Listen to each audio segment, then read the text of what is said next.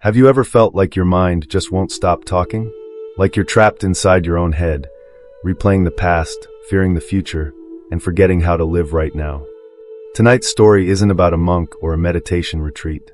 It's about a burned-out tech worker from Seattle who traveled to the mountains of Colorado, searching for peace, and found it in the most unexpected way. When an old man handed him a candle and said, "Don't let the flame go out," David thought it was a silly game. He didn't know it was going to change the way he saw his entire life. The man who couldn't find stillness. The rain had been falling for hours over the city of Seattle. Through the half-open blinds, faint neon light flickered across the small apartment, the kind of light that makes loneliness louder. At a cluttered desk sat David Miller, 26 years old, software designer, exhausted and hollow-eyed. His monitor glowed with lines of unfinished code, like a wall he could never climb over. He rubbed his temples, exhaled, and stared at the blinking cursor. The sound of rain mixed with the ticking of a clock somewhere behind him. It was past midnight, but sleep had become a foreign country to David. Every night, his mind spun like a broken record, replaying memories he couldn't change, imagining futures that might never come.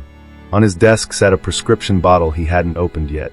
Next to it, a framed photo of a woman, Emily, the girlfriend who had walked out 3 months earlier after saying, "You're never really here, even when you're next to me." She was right. He hadn't been here for years. His body stayed in the room, but his mind was always somewhere else, worrying about tomorrow's deadlines or regretting what he said yesterday. He picked up the photo, sighed, and whispered, "I just want my mind to stop, just for 1 minute." Before we go any further, comment where in the world you are watching from, and make sure to subscribe, because tomorrow's story is one you don't want to miss. David leaned back in his chair, eyes stinging from the glow of the monitor.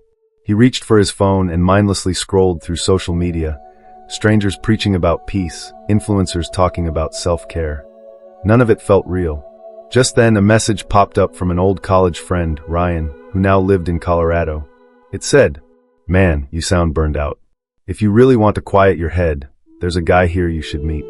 Used to be a famous psychologist.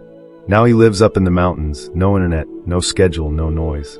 People say he helps you find silence, not outside, but inside." David stared at the message.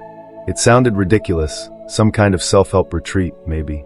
But for the first time in weeks, something in him stirred, not hope exactly, but curiosity. He typed back, "What's his name?" Ryan replied, "Dr. Walter Hayes. Used to teach at Stanford. Lost his wife years ago, then disappeared into the Rockies. Now he runs a tiny cabin retreat near a village called Silver Hollow. People say he changed their lives." David closed his eyes. The sound of rain seemed to soften, and for a moment, he imagined what silence might actually feel like, the kind that lives beneath the noise. He grabbed his backpack, stuffed in a few clothes, his journal, and the unopened bottle of anxiety pills. Before leaving, he paused at the door, looked back at the empty apartment, and muttered, "Maybe that's what I need, silence." As he stepped outside, the rain met his face like a baptism. For the first time in a long while, he was moving, not toward work, not toward someone else's expectations, but toward the unknown. He didn't know what he'd find in the mountains of Colorado. He didn't even know if Dr. Hayes really existed. But deep down, he sensed something calling, not from the outside world, but from within himself. And somewhere between the sound of the rain and the hum of the city fading behind him, David Miller began the quietest, and most important, journey of his life. The storm within. The bus rumbled along the winding highway, climbing higher into the mountains of Colorado. David sat by the window, watching the raindrops trace crooked paths down the glass. Outside, pine trees blurred into streaks of green and gray. Inside, his reflection stared back, tired, hollow, searching. He hadn't spoken to anyone since leaving Seattle 2 days ago. His phone had no signal, but that was fine. He didn't want the noise. Still, silence didn't mean peace, not yet. Inside his head, the storm was louder than ever. "You should have done more for Mom. You're 26 and already falling apart. Emily was right, you can't be present for anyone." The thoughts came like waves, crashing and retreating, never giving him rest. He pressed his forehead against the cold window and whispered, "I'm so tired of thinking." The man in the next seat glanced over, then politely looked away. As the bus wound through the curves, David's memories wound with it. He was 14 again, standing on the side of a rainy highway, flashing red lights in the distance. His mother's car had flipped over. The last thing he'd ever said to her was, "You never listened to me." He'd carried that sentence like a chain for 12 years. After her death, he buried himself in work. Straight A student, fast-track career, never stopping long enough to feel. But grief is patient. It waits. And when his girlfriend left, that old pain came flooding back, mixing with new wounds until everything felt like noise. The bus stopped at a diner halfway through the route. David stepped out for coffee. The air was cold and sharp, carrying the scent of wet pine. Inside, an old jukebox played a soft country song about home, a word that felt foreign to him now. A waitress with gray hair smiled. "Long way from somewhere?" "Yeah," he said, forcing a half smile. "Just trying to get quiet." "Quiet, huh?" She poured coffee into a paper cup. "Careful, Han. Sometimes quiet just makes the noise in here louder." She tapped her temple gently. David chuckled weakly, thanked her, and walked back into the drizzle. Her words echoed longer than he expected. Hours later, the bus reached Silver Hollow, a sleepy mountain village wrapped in mist. Old wooden cabins lined the narrow road. A small river murmured nearby. The place looked almost unreal, like a forgotten corner of the world untouched by time. He stepped down from the bus and stretched his stiff legs. The driver, a stocky man with a Denver accent, nodded. "You meeting someone up here?" "A guy named Walter Hayes." "Ah, the old doc." The driver smirked. "Lives way up there by the ridge. Folks say he helps people find peace, whatever that means." He gestured toward the fog-covered hills. "Follow the trail by the river. You'll find him." David thanked him, slung his backpack over his shoulder, and started walking. The path was muddy, lined with tall pines that whispered with the wind. The air was thinner up here, cleaner. Every breath hurt a little, but in a good way. For the first time in years, he felt disconnected from everything familiar. No screens, no traffic, no buzzing notifications. Just earth, air, and his restless mind. He thought about turning back more than once. His shoes were soaked, and the mist grew thicker. But something in him, stubbornness, maybe desperation, kept him going. After an hour of walking, he reached a small wooden bridge crossing the river. He stopped, listening to the water rush beneath. The sound was constant, powerful, yet calming. He leaned against the railing and closed his eyes. For the first time in a long while, he wasn't thinking about tomorrow or yesterday. He was just there, breathing, listening. And in that tiny sliver of stillness, something unexpected happened. His chest loosened. The tension that had lived inside him for years began to soften, just a little. But then, as if the universe was reminding him who he was, his phone buzzed. A notification, work email, urgent. He stared at it. No signal, no Wi-Fi, yet somehow the message had slipped through. His pulse quickened. He could feel the old anxiety clawing its way back. He almost opened it, then stopped. He turned the phone off, dropped it into his bag, and whispered, "Not today." The words felt strange on his tongue, but also powerful. He took another breath, looked toward the mountain trail, and smiled faintly. Somewhere ahead, in a cabin hidden by pines and fog, was a man people called the Healer of Silence. And David Miller, the man whose mind never stopped moving, took his first quiet step toward him. The cabin in the pines. The air in Silver Hollow carried a kind of silence David had never known before. Not the dead silence of an empty apartment, but a living one, the kind that breathed with the wind and the whisper of pine needles brushing against each other. The dirt path followed the river upstream, curling through the forest like a silver thread. The further he walked, the quieter everything became. Even his thoughts seemed to lower their voices. After another hour of hiking, David saw it, a small wooden cabin half hidden behind a cluster of tall pines. The roof was covered in moss, and smoke drifted lazily from a stone chimney. A rocking chair creaked softly on the porch. On it sat an old man with a book in his lap. His hair was white, his clothes simple, and yet something about him carried quiet authority, like he had spent his whole life listening instead of speaking. David hesitated at the edge of the yard. For a moment, he thought about turning back.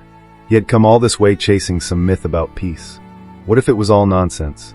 What if Dr. Hayes couldn't help him? But then the old man looked up, and his eyes met David's, calm, steady, piercing in the gentlest way possible. "Dr. Hayes, you've come a long way, son. I was wondering when you'd arrive." David, surprised, "How did you?" "Dr. Hayes, you wear exhaustion like a badge. I used to wear it too." The old man stood, walked to the porch steps, and motioned toward a bench beside him. "Sit. The forest doesn't bite." David sat down, still unsure if this was ridiculous or profound. The air smelled of pine resin and old paper. "Dr. Hayes, So what brought you here? David, I don't know. I just can't stop thinking. About everything. The past. The future. Work. People. Myself. Dr. Hayes. And you want to stop? David, I want to breathe again. The doctor nodded slowly, then reached into his coat pocket and pulled out a small metal tin. Inside was a simple candle, the kind you'd find in a church or a meditation retreat. He struck a match and lit it. The flame danced gently, reflecting in both their eyes. Dr. Hayes, this flame, he said softly, is like your mind. Bright, fragile, alive. The more you fight the wind, the harder it flickers.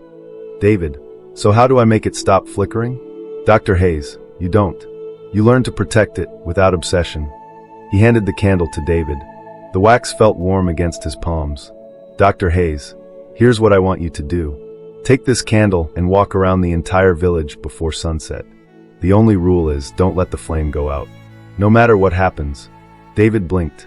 That's it? Just keep it burning. That's it, the old man said with a faint smile. You might be surprised what you discover. The request sounded simple, even absurd. But something in the man's tone, calm but unyielding, made David take it seriously. He looked down at the flickering flame. A tiny pulse of life. And if I fail? Then you'll know how often you let the wind inside you win. Dr. Hayes leaned back in his chair, picking up his book again. Go on, son. Before the sun hides. David stood, holding the candle carefully in front of him. He took his first few steps down the dirt path, unsure what to expect. The light glowed softly against the afternoon sky, and the air was cool with the scent of pine and earth. Behind him, the old man called out, Remember, it's not the world's job to keep your light safe. That's yours. David turned once more. Dr. Hayes sat there, still reading, as if the outcome didn't matter, because maybe it didn't. As he began walking down the path toward the village, David's heart beat faster than it should have for such a simple task. Every gust of wind felt personal. Every step felt like a test. He didn't realize it yet, but this quiet walk with a fragile flame would become the hardest and most revealing journey of his life. And as the last rays of sunlight slipped between the trees, the candlelight flickered, tiny, stubborn, and alive, like the first spark of calm within a restless soul. The test of focus. The late afternoon sun dipped behind the ridge, spilling gold light through the forest canopy. The candle in David's hand glowed softly against the shadows. He took a slow breath. How hard could this be? He thought. A gentle breeze brushed past, and the flame quivered. He cupped his hand around it, instantly aware of how fragile it was. The path wound down toward the village, narrow, uneven, with pine needles scattered like tiny arrows. The air smelled of smoke from distant fireplaces. The sound of the river whispered nearby, calm but relentless. For the first few minutes, the walk felt easy. David focused on his breathing, each step steady, his hand shielding the light. But peace never stays long for a restless mind. Halfway down the trail, the wind picked up. Leaves swirled around his feet, the trees moaned like an old ship. The tiny flame jerked violently, threatening to vanish. David stopped, crouched low, and shielded the candle with both hands. The wax burned his fingers. He clenched his teeth. Not yet, he whispered. You're not going out. The pain was real, but it grounded him, more than any meditation app ever had. For once, all of his attention was here, in this single, trembling moment. He reached the first house at the edge of the village. A young boy sat on the steps, crying beside a spilled basket of apples. David paused. Instinct told him to help, but his hands were full. One wrong move, and the flame could die. He hesitated. The boy sniffled, looking up at him. A gust of guilt swept through his chest. Finally, he knelt down carefully, one hand still cupped over the candle, and used his elbow to nudge a few apples back toward the basket. Here, kid. Got it. Thanks, the boy mumbled, eyes red. The boy smiled, a small, quiet smile that said someone cared enough to stop. David nodded, then stood and continued walking. He glanced at the flame. Still alive. Still warm. For a moment, he felt something he hadn't felt in months, presence. Not joy. Not sadness. Just existence. The trail curved toward the marketplace. Old wooden stalls stood empty. The day's vendors had gone home. A gust of mountain wind swept through the open space, sharp and cold. The flame flickered violently. David panicked, crouching again, using his body as a shield. The wind roared, tugging at his jacket. The flame shrank, almost disappeared. He held his breath, heart pounding in his throat. And then silence. The wind died as suddenly as it had come. The flame was still there, small but steady. David laughed, half from relief, half from disbelief. "You stubborn little thing." He kept walking, slower now, more careful.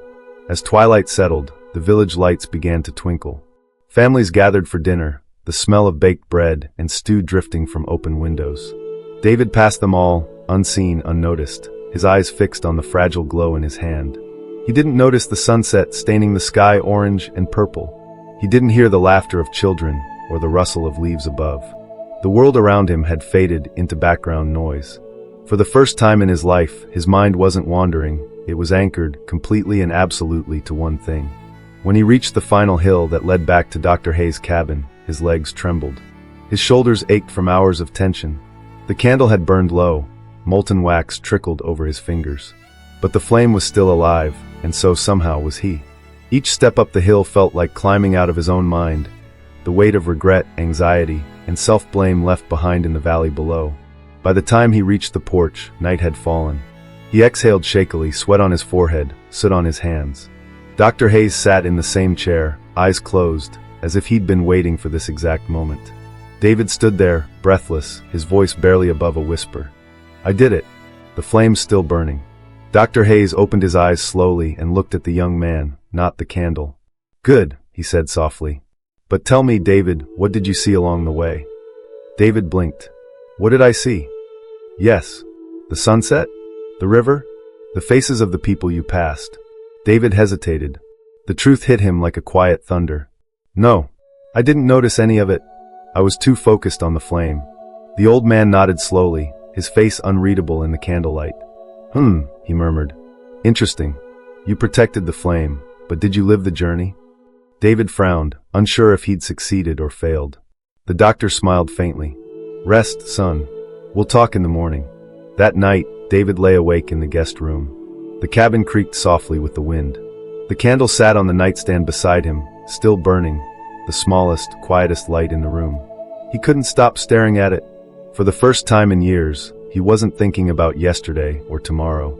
He was just there, watching, breathing, alive. The moment of clarity. Morning arrived softly, like a whisper through the trees.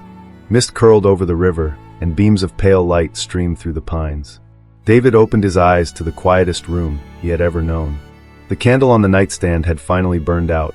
Only a small puddle of wax remained. He stared at it for a moment, half expecting to feel disappointment. But what he felt instead was stillness. Not silence outside, silence inside. For the first time in years, his mind wasn't racing ahead or dragging behind. It simply existed, right here, in this thin slice of morning. He stepped outside. The air was crisp and smelled faintly of rain and pine. Dr. Hayes sat on the porch, sipping tea, wrapped in a faded flannel blanket. "Dr. Hayes, sleep well." "David, better than I have in years." The old man smiled knowingly. "That candle kept you busy." "You could say that," David said with a soft laugh. "I think I almost lost it 10 times. Dr. Hayes nodded toward the forest trail. "And what did you see along the way?" David hesitated. He remembered the wind, the boy with the apples, the empty stalls, the ache in his legs, but not the colors of the sunset, not the sound of birds, not the beauty of the place. He had been too consumed by keeping the flame alive. "Honestly," he said quietly, "I didn't see much of anything. I was too focused on the candle." The old man leaned forward, resting his cup on his knee. "That's interesting," he said. "You carried light in your hand, but missed all the light around you." David frowned, unsure if that was a compliment or a rebuke. "So I failed." Dr. Hayes shook his head slowly. "No. You learned the first half of peace, focus. Now you have to learn the second half, awareness." He gestured toward the forest. "When your mind is scattered, you burn yourself out chasing too many winds. But when you overprotect the flame, you forget to live. Peace doesn't come from control, David. It comes from balance." David looked down at his hands. They were still marked with faint wax burns from the night before. "Balance," he repeated softly. Dr. Hayes smiled, then stood. He picked up another candle from the porch table, unlit, and placed it in David's palm. "You don't need fire to carry light," he said. "Sometimes, just holding space for it is enough." For a while, neither of them spoke. The forest hummed quietly, the world breathing around them. Finally, David asked, "How did you learn all this?" The doctor's gaze drifted toward the trees, eyes distant. I once thought I could fix everyone's pain, he said quietly. Back when I was a therapist in the city. I worked long hours, took every case, believed every story. But I carried their grief home each night until I couldn't tell which pain was mine. He paused, voice softening. One day, I lost someone, a patient who couldn't find her way back. I thought her death was my failure. So I left. I came here angry, ashamed, and I sat with the silence until it stopped being my enemy. His eyes met David's again, clear, steady, forgiving. That's when I realized peace isn't about escaping life. It's about being present in it, the joy, the grief, the wind, the noise, all of it. David listened, the words sinking deeper than he expected. For years, he had been running from everything that hurt, but running had only made the noise louder. The old man poured him a cup of tea. The steam rose slowly between them, curling in the morning light. Dr. Hayes, you've been protecting your mind like that flame, afraid it'll blow out. But maybe what you need isn't to protect it. Maybe it's to trust it. David, trust it to do what? Dr. Hayes, to burn, to flicker, to live, and still stay alive. They both smiled, the kind of smile born not from joy, but from understanding. A few moments later, Dr. Hayes stood and said, "You should head back to the village. The trail's clearer in the morning." David nodded, but hesitated. "Thank you for everything." "Don't thank me," the old man said with a wink. "Just keep your flame and your eyes open." He turned and walked back inside, leaving David standing there with the unlit candle in his hand. As David began his walk back down the trail, sunlight filtered through the trees in golden bands. The forest looked different now, brighter, alive, as if it had been waiting for him to finally notice. Every sound, the crunch of gravel, the hum of insects, the distant rush of water, felt sharper, fuller, realer. He smiled, inhaled deeply, and whispered to himself, "I get it now." It wasn't about the candle. It was never about the candle. The peace he'd been chasing had been inside him all along, buried under noise, fear, and regret. All he needed to do was stop running long enough to hear it. And as he reached the edge of the forest, a gentle breeze passed through the pines. David looked down at the unlit candle in his hand, and for the first time, he didn't worry about keeping it alive. Because somewhere inside him, the real flame was already burning. The power of now. The sun had just begun to rise over the Colorado peaks, washing the forest in pale gold. Mist lifted off the river, curling through the trees like breath from the earth itself. David walked slowly down the mountain path, the same one he had climbed the day before, but everything looked different now. The air felt lighter. The silence no longer pressed on him, it embraced him. Even his footsteps sounded softer, as if the world had shifted from noise to harmony. In his hand, he still held the unlit candle Dr. Hayes had given him. But now he didn't guard it. He didn't fear losing it. It was simply there, a quiet reminder of something he couldn't yet put into words. When he reached the edge of the village, the streets were just waking up. Smoke rose from chimneys, roosters crowed, a dog barked somewhere in the distance. Ordinary sounds, but somehow extraordinary. A woman waved from her porch as she hung laundry. The same boy from yesterday, the one with the apples, ran past him, laughing, no longer crying. David smiled back. He felt something unfamiliar stretch across his face. It took him a second to realize it was a smile, a real one, not the polite mask he used to wear at work. At the bus stop near the village gate, David sat on a wooden bench, watching the sunlight play across the mountains. His phone buzzed in his pocket, a flood of notifications that had been waiting for signal. Emails, texts, missed calls. He looked at it for a moment, then placed it beside him on the bench. He didn't rush to check. He didn't feel the panic that used to twist his stomach. Instead, he closed his eyes and listened to the wind, the rustle of leaves, the sound of his own breathing. For once, his mind wasn't arguing with him. It was just quiet. He remembered Dr. Hayes' final words. "Don't thank me. Just keep your flame and your eyes open." David looked at the candle again. The wax was cool and smooth beneath his fingers. "Keep your eyes open," he thought. He took a deep breath, and in that moment, the whole world seemed to breathe with him. The bus arrived, rumbling softly. The driver, the same man from yesterday, looked at him curiously. "Back so soon?" "Yeah," David said, smiling. "Just needed a little quiet." "Did you find it?" "I think it found me." The driver chuckled and waved him on board. David took a seat by the window again. The road stretched ahead, the same winding highway, the same forests and rivers, but this time it wasn't a blur. He noticed everything, the light bouncing off the water, the way the clouds drifted lazily, the rhythm of the tires on the road. Every moment felt alive. Hours later, when the bus reached Denver, he stepped off feeling lighter, freer. He wasn't cured, he still had work to do, memories to face, a life to rebuild. But something fundamental had shifted. Peace, he realized, wasn't the absence of thought. It was presence within it, the ability to stand in the middle of life's storm and still feel grounded. He walked to a small cafe near the terminal, ordered coffee, and sat by the window. Across the table, a couple laughed together. Outside, a man fed crumbs to pigeons. Life was ordinary, beautifully, achingly ordinary. David smiled again. He picked up his notebook and began to write, not code, not to-do lists, just thoughts.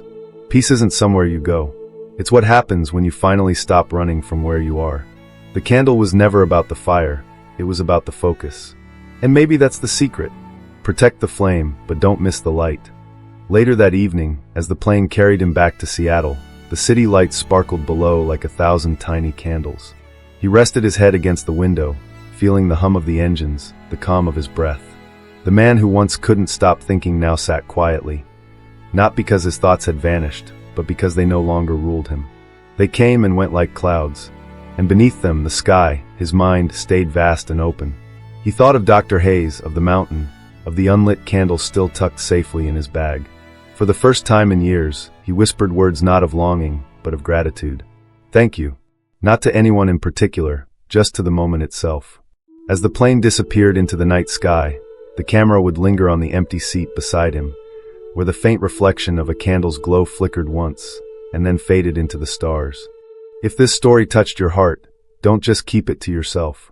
Hit the thumbs up like button, share it with someone who's been fighting their own storm, and subscribe for more stories that remind us we're all human.